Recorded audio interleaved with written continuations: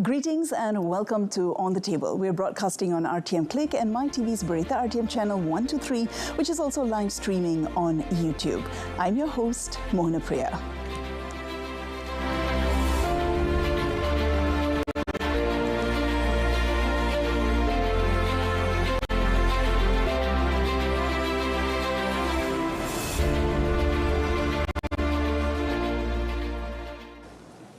On tonight's episode, we are diving into a crucial yet sometimes overlooked topic, psychosocial risk assessment and management. Now, the Department of Occupational Safety and Health recently launched the Guidelines on Psychosocial Risk Assessment and Management in the Workplace 2024. In the studio today is Dr. Rajinderjit Singh Hallan, Deputy Director of the Occupational Health Division from the Department of Occupational Safety and Health. Thank you so much, Doctor, for joining us today. Thank you for inviting us. Salam Sejahtera and Salam Malaysia Madani. First of all, I would like to thank RTM for inviting us on the show today, on the table, for showcasing our guidelines, which was on guidelines on psychosocial risk assessment and management at the workplace 2024, which was recently launched on 26th of October. Doctor, before we move on to the objectives of the guideline, perhaps you could help elaborate on what the definition of psychosocial risk is and why is it important? Psychosocial risk is basically a combination of the likelihood of exposure, of occurrence of the workplace exposure related to psychosocial things that happen psychosocially in the workplace and the severity of the disease at the workplace. So it's a combination of the likelihood of it occurring with the effects of it on the health component of it. So that's how we define it. And a couple of examples would be like workload. You know, sometimes workload is too much, or even sometimes the work is monotonous. You know, you keep doing the same job again and again and again. There's no change in the job. That can even cause stressful conditions. Of course, let's not forget about things like when you're overworked, when you do not have time for your family, you do not have time to any leisure activities. Those are kind of the risk factors that we consider under psychosocial risk. Last but not least, something which is very subdued, where we don't see bullying, harassment.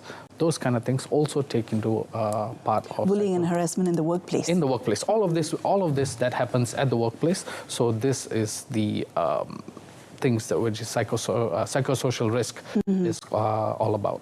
So why is it important that we look at this? What is the implications of, let's say, ignoring this aspect of stress in a worker's life? I understand that it's not just the individual being affected; it's a productivity issue, isn't it? Yes. So when this is stress is a good thing, right? But when stress is the one that actually gives us something to push forward, something, it makes our life non-mundane. We progress. But what happens is when our coping mechanism fails, then it becomes toxic. Firstly, it becomes toxic to ourselves. And when the toxicity rises in ourselves, we tend to spew out that toxic. And that effect will be seen within your workers, your co-workers, your family. That toxicity is the one that we want to prevent. That is why with these guidelines, we want to detect it at an earlier stage. But our guidelines are looking more towards the effects of work. We do agree that there are other factors. You have personal factors, you have environmental factors, and you have workplace factors. The department started embarking on these guidelines when we realized during the COVID-19 pandemic, we realized there was a rise in cases. And on the initiative of the department, we reached out to UITM as a consultant to develop, to research and to develop a guideline for us. And this started in 2021. So it was a journey that we had from 2021 until 2024, where we launched launching the guidebook. I do have a question about this, though. The key objectives of this, the Psychosocial Risk Assessment and Management in the Workplace 2024. What are you hoping to achieve out of launching this guidebook? Okay. I'll give some background on statistics. If we look into the recently National Health Mobility Survey 2023, there was about 4.6% of Malaysians above, about 1 million Malaysians above the age of 16 seem to have depression, and this statistics came from the Ministry of Health. Okay. At the same time, when we looked at our statistics in the department, which was, again, our national statistics, which was recently launched by our Minister of Human Resource, it showed that our number one case was only, our number one case is occupational noise-induced hearing loss, which we received about 6,000. Occupational noise-induced. Noise-induced hearing loss. Hearing loss. Hearing loss. Which had nothing to do with mental health or stresses, nothing. Nothing. Okay. 6,000 cases, 6,700. Okay. Would you be surprised to know that our occupational psychosocial illness, we only received 3 cases for the whole year. For a whole year, in the whole country? In the whole country. So does this mean it's being underreported? We believe so. Okay. And when we compared this with UK and Australia, in UK for the year 2023, there was about 875,000 cases. Okay. Resulting at about 17.1 million lost working days. And in Australia, there was about, when they compared comparatively, there were, between 2018 to 2022, compensation payment for mental health issues at the workplace came up to about 54 million Australian dollars. Wow. And that is why the department realized there is a mismatch. Correct. Mismatch on what is happening on the ground and what is actually being reported to us. Right. So to your question is that so that is one. One reason is we realize that even though now, yes, people are talking about mental health, but the awareness, the stigma in our society is still there. Yes. Many people would say it, but they will not come outright to make a report about it. Yeah. Because once there is no report done, the department, we cannot take any corrective action. That was one. So one is, this guideline is to promote awareness on mental health. Yeah. And the second thing is that another issue that we realized, the relatedness. How do we relate from someone having an issue at the workplace to relate it back to the work? Yeah. Where is the cause of it? So our focus on this guideline is solely workplace. So there are 3 contents that we look at. One is job content, one is jobs and job support, and job design. So that is the objective. That brings you, okay, so the objectives bring you to one is the awareness. Second thing is to get the work-relatedness. Right. Basically, we want to assist the employers to find out at their workplace. And how do you do that? What are the methodologies that are recommended for conducting this risk assessment? Okay, for all purposes, in this case, we have 3 stages. Okay. Number 1, the stage 1 is to identify the hazard. Stage 2 is to,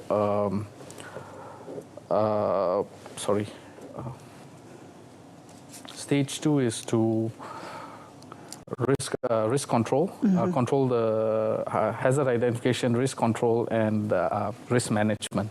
So the stage 1 is during this, utilizing these guidelines, we will identify the hazards by doing a Leo 26. It's a questionnaire that we have. Okay. Where it's only 26 questions, where every employee at the workplace needs to identify all the questions. Okay. Answer all the questions, and collectively. Stage 2 will be collecting all the questionnaires from all the workers and letting the workers, the employers analyze it. So the good thing about this questionnaire is no name was there. It's anonymous. Anonymous. So the only thing that we have is the questions and which department you are at and how old you are. Okay. And either male or female. Okay. So just to identify, so that the employer does not know who is the one having an issue. Okay. And from then, once it's analyzed, stage 2, there's employers will actually then undergo this, will also need to answer questions on what have they done at the workplace. So that's a form EPC 23 questions where the employer needs to answer and see, and they'll match. There'll be a matching between the Leo 26 and EPC 23, and from there, the report will be generated. Now, Doctor, these measurement instruments, Yes. I understand, have been using the ILO standards. Is that correct? The International Labour Organization. What is the link? Where did the measurement tools come from? We actually that's where the role of UITM came in. Okay. So they did a research utilizing the tools. They had validated this tool using international standard JCQ standard, and they validated. And because once it's validated, so we know that with this tool, the results can be. How do you say, the authenticity of the results? Yes, which is very important because it needs to apply to our community as well. Correct. So, and it was done by UITM in our community. Okay. And the time taken by UITM, because to validate, to come up with the one, it took some time, and we are happy with what they have helped us produce. Okay. Now, Doctor, I'm just curious, is this risk assessment and management, is it mandated by law in Malaysia? Okay. Risk assessment is mandated by law under Section 18. Okay. Any workplace that has that carries out any activities must conduct a risk assessment. Okay. This is stated in our recently OSHA 1994, Occupational Safety and Health Act 1994, under Section 18B, where the Act stipulates that every employer, self-employed person or principal shall carry out risk assessment in relation to safety and health risk posed to any person who may be affected by their undertaking at the workplace. If the risk assessment indicates that risk control is required to eliminate or to reduce the safety and health risk, the employer, self-employed person or principal shall implement such controls. Okay. So are these guidelines then applicable to all sectors? Is it just the government sector, the public sector, or is it public and private? Okay. OSHA 1994, because the applicability of these guidelines falls under OSHA. So OSHA, every workplace in the country must utilize this. I must conduct risk assessment. Okay. Except for domestic workers, maids, the armed forces, and workers under the shipping line. I see. Maritime industry. Why is that? They have their own regulation. They have their own regulation. Oh, that's so anything under OSHA, all workplaces over the country needs to abide by it. Doctor, we do have many questions coming right after this, but we will take a quick break and I'll come back to you on how the department provides assistance to organizations in implementing the newly launched guidelines. We'll be right back in a bit. Thank you. And we'll be back in a short while, right after these messages. Stay with us. 2025 will be a momentous chapter for ASEAN, rich with significance and promise. We'll mark the 10th anniversary of the ASEAN community founding, a milestone in our collective journey. Malaysia has chosen the theme inclusivity and sustainability. It reflects our aspirations for shared progress, ensuring that no one is left behind. It conveys our hope that the steps we take today will endure in the long run. It underscores our determination to keep the future firmly in sight as we move forward. On behalf of the government and people of Malaysia, I look forward to welcoming you all. Selamat datang ke Malaysia. Thank you. Welcome back. We're speaking to Dr. Rajinderjit Singh Hallan, the Deputy Director from the Department of Occupational Safety and Health, on the recently launched guidelines on psychosocial risk assessment and management at the workplace 2024.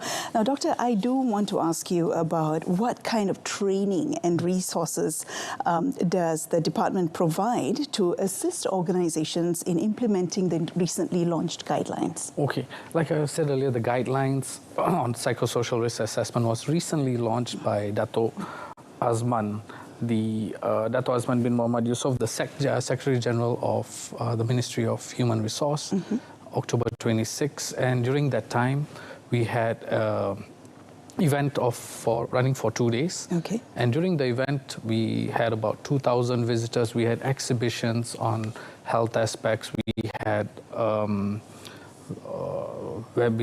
it was a webinar, and also we had workshops going on during that time. And it lasted for 2 days. And moving forward, our plan next year is that we'll have a road show around the country. We have identified about 6 states that we are going to go to introduce these guidelines to the industries at those respective states. And the thing about this guideline is that there is a component that this assessment must be done by a psychosocial trained person. Okay. All right. This psychosocial trained person is a person who is employed by the employer. Okay. So a workplace doesn't need to get someone from outside. What we want is that employer to train their own current staff, send their staff for training to become this psychosocial trained person, and this person will be able to conduct the assessment of his own colleagues at the workplace. Okay. Would this be somebody from the HR department, or does it matter? It doesn't. It can be a safety health officer. It can be an from the HR department. It can even be an OSH coordinator. Okay. As long as the person has undergone the training, and this training must be from a place which is certified by the Director General of the Department of Occupational Safety and Health. Okay. So because so the department conducts the trainings as well? No, the department doesn't. The department just certifies centers that can conduct the training. I see. And employers must go to that center to be, for their workers to be known as a psychosocial trained person. How long are we talking about here? A day, 2, maybe maximum 2. Okay. Maximum 2. So far, what we've been talking to the centers that, no, make it short, make it brief. The idea is, there's 2 aspects. One is the risk assessment. Okay. And the other one is risk management. Okay. So the risk assessment, it's already... The tool is already there. Okay. Now, risk management is where the issue is, because different workplaces have different issues. Different workplaces have different scenarios.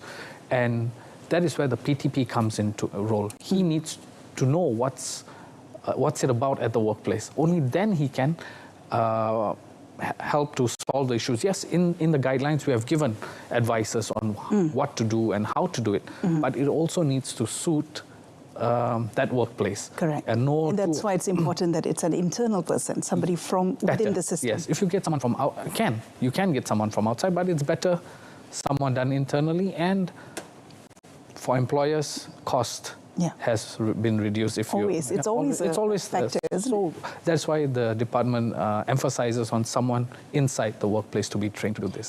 Okay, now, Doctor, how will the compliance with these guidelines be monitored and enforced by the department?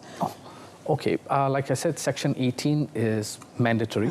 So on a regularly, DOSH officers, we do audit workplaces. Okay. All right, and when we go to workplace, this would be one of the things that they'll be looking upon to see that, that is all this risk assessment at the workplace done. Because if it's not done, industries can be fined up to 500,000. This is under the new OSHA Act. 500,000 ringgit is the penalty for not complying to the law. That's one. And then the second thing is that the Director General, as a department, sometimes we receive complaints. And when we do receive complaints, the Director General can instruct any industry to conduct the risk assessment. And so that's another way that we'll follow on to the compliance of the guidelines. Okay. Now, Doctor, are there any case studies or examples that where similar guidelines have been used and have been successful in other countries? Okay. The ones that come to my mind are 2. Okay. Japan and Singapore.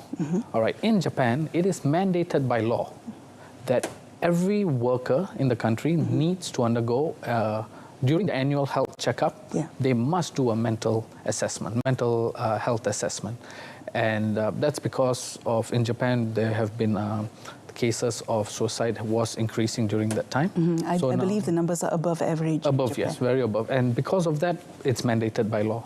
Well, in Singapore, our neighbor, they have also developed a tool, and this tool is more of, it's an online-based tool where they develop for companies to decide to either, it's on a voluntary basis, either to use or not to use. So that depends on the company. In Malaysia, we took the best of both. On one side, we mandated that risk assessment must be done. Right. And now we are assisting the industries in providing them with the tool. Right. We are not strict on saying that you must use this. What we are saying is risk assessment must be done. Yeah. You can decide to use this tool, or if you want to use a different tool, go ahead. But make sure that the tool is well recognized, well researched, and it does have some validity of using it. And then, please, go ahead. So one side we are saying risk must be done, but on the other hand we let you, okay, you want to choose what you can decide what you want, which tool you want to use. Okay. So the success of Japan and Singapore, these are all inspiration for Malaysia as well. Yes. And we've got the best of both worlds, so I'm happy to hear that. So we'll see how it progresses after this. Now, Doctor, what feedback mechanisms are in place? So let's say organizations are now implementing the risk assessment guidelines and you're using these tools. How do they come back to the department on reporting their experiences in implementing these guidelines at work? Okay. Under our headquarters and also our state offices, we have regular meeting with our stakeholders. And our stakeholders comprise of Employers Federation, Employees Federation, occupational health practitioners, from people from the universities. So we have regular meetings with them.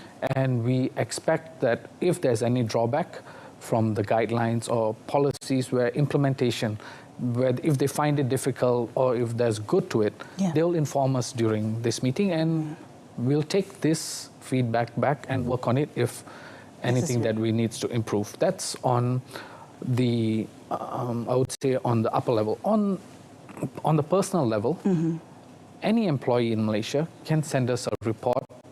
We have on our website, our PROs, they will respond to any comments about the guidelines. They can upload it over the website, and usually it will be transferred back to our division, Occupational Health Division, for review and to see if there's any feasibility that we'll need to do something better. And these are anonymous?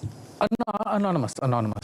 I think that's very important, because when people think about reporting their grievances at work, there's always that concern that, I'll be found out and, I'm not going to be given a promotion, or they're going to think something's wrong with me. Okay, when we get reports on these cases, we keep it anonymous. Yeah. When we go and investigate, we do not pinpoint to a single person, because these guidelines is more to decide. It is not a tool to decide if an individual has an illness. It is to look at the whole workplace. We are looking if the workplace is sick, correct, not an individual who is unwell. Even though the guideline can say during the assessments, we can detect someone who is, sometimes you can see someone who is mentally unwell, but we also know that it's not related to work. Then we have to go back to those two factors. Is personal? I did have a question about that, because we want to make sure that you're not working in a silo here, right? Yes. Because someone could have mental issues that stem from outside the workplace, which could be a personal thing, a family, or other stresses in their life. So one good thing about this, we have ruled out it's not from the work. Correct. So the PTPs, the psychosocial trained person's duty will also be then to refer him for help towards the nearest Ministry of Klinik Kesihatan or to the nearest hospital, that he knows that maybe it's coming from outside, maybe he requires a professional assistant be sent to a psychiatrist for assessment, so we can detect it at an early stage. Again, we don't want that toxic brewing inside that until it affects the person and the people surrounding him. Yeah. Now, Doctor, I'd like to circle back to the guidelines. I noticed that the guidelines stresses a lot on record keeping. It's one major component there. Why is record keeping important? Can you tell us? Okay, record keeping is important because sometimes we do not see things at this stage. Some of it is built up. Maybe in the earlier stages of the assessment, it would have been mild or moderate.